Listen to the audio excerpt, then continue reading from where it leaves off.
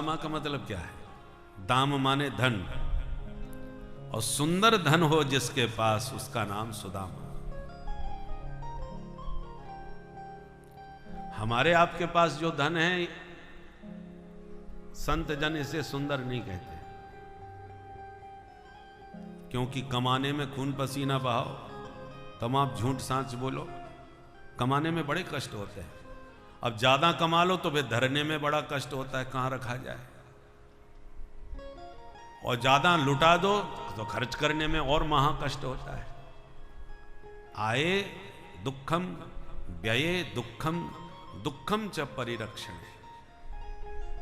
इसलिए इसको सुंदर धन नहीं कहा जाता। इसमें तो 15 अनर्थ होते हैं। सुंदर दाम वह है जिस दाम को कमा करके भक्तिमती मीरा मस्ती में गा उठी।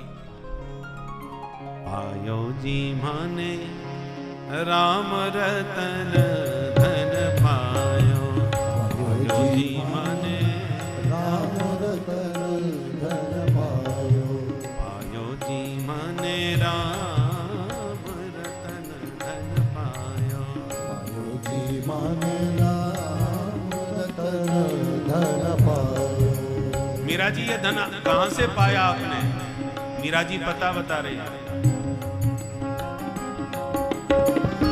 वस्तु अमोलक दीन्ही मारे सद्गुरु, वस्तु अमोलक दीन्ही मारे सद्गुरु, वस्तु अमोलक दीन्ही मारे सद्गुरु, वस्तु अमोलक दीन्ही मारे सद्गुरु।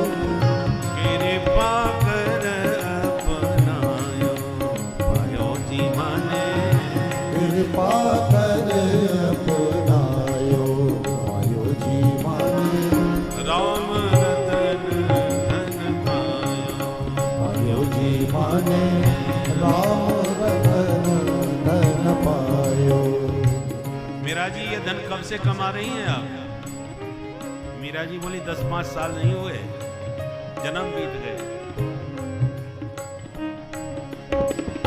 जन्म जन्म की पूंजी पाई, जन्म जन्म की पूंजी पाई, जन्म जन्म की हाँ जन्म जन्म की, जन्म जन्म की पूंजी पाई, जन्म जन्म की पूंजी पाई।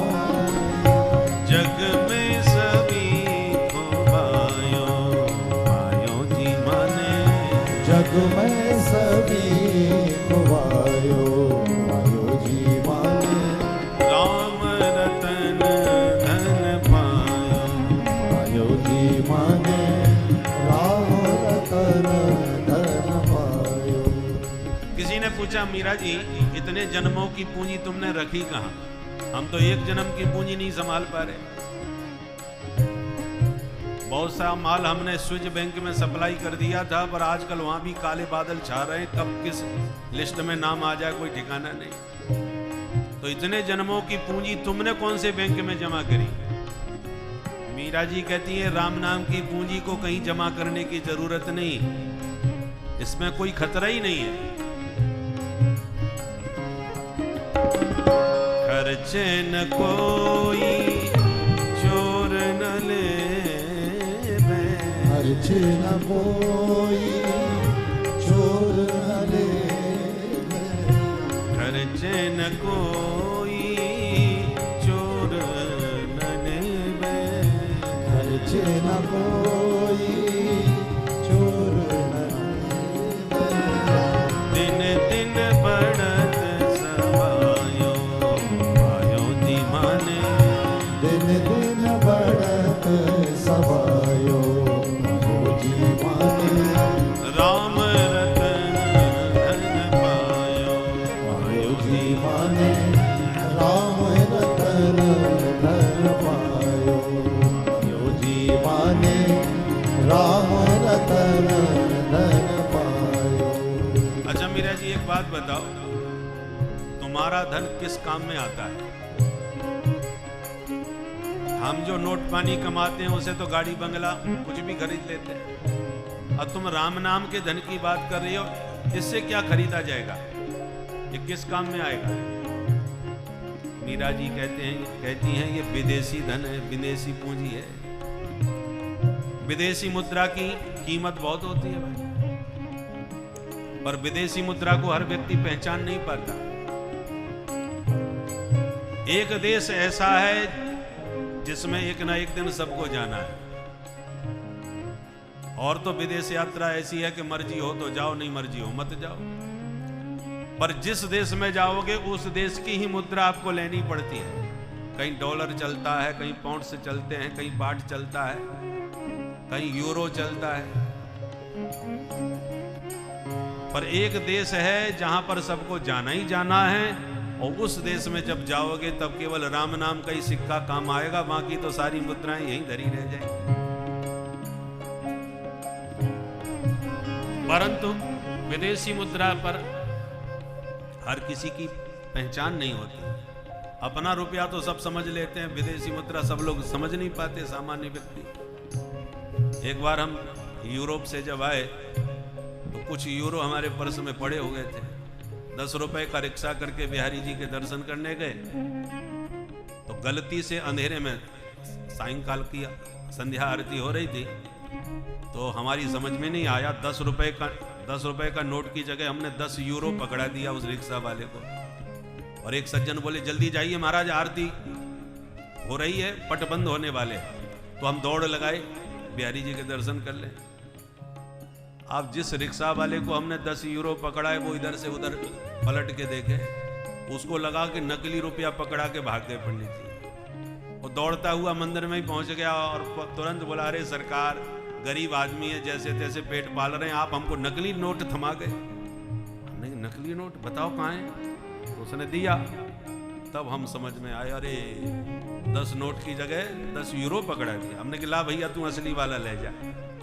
तो 10 रुपया उसे दिए, उसने वो रुपया वापस कर दिया। हमने विचार किया, यदि इसको इसकी कीमत का पता होता, उस समय 80 रुपए का 1 यूरो था, हम 10 यूरो दे के आए हैं उसको, लगभग 800 रुपए उसके हाथ में थे, पर उसको समझ में नहीं आया, नकली समझ के लौटा गया। यदि असली उसकी कीमत का उसे पता होता तो फिर हमारे पास नहीं दौड़ता, बाहर दौड़ता। ये तो खूब माल मिल गया, 10 रुपए की जगह 800 रुपए मिल गए। तो कहने का तात्पर्य है कि विदेशी मुद्रा जैसे सामान्य व्यक्ति समझ नहीं पाता, उसका महत्व जानता नहीं, उसी प्रकार राम नाम के सिक्के में क्या शक्ति है, ये सर्वसाधारण जीव समझ नहीं पाते।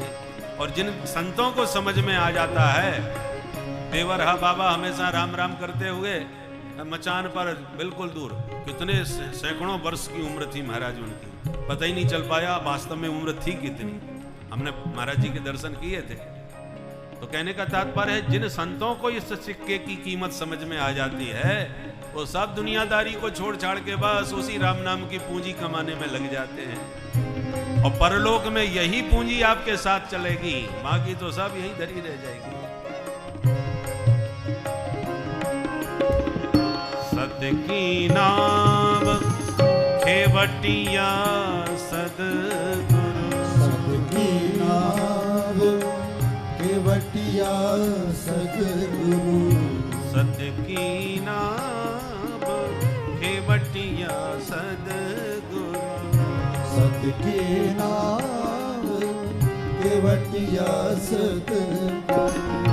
भव सागर तर जायो पायो धीमाने, भव सागर तर आयो पायो धीमाने, राम रतन धन पायो पायो धीमाने, राम रतन धन पायो पायो धीमाने, राम रतन धन पायो पायो धीमाने,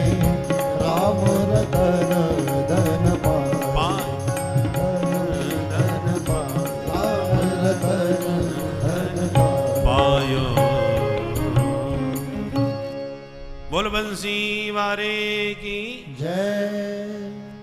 तो सुंदर राम नाम की संपत्ति जिसके पास है वही है सुदामा।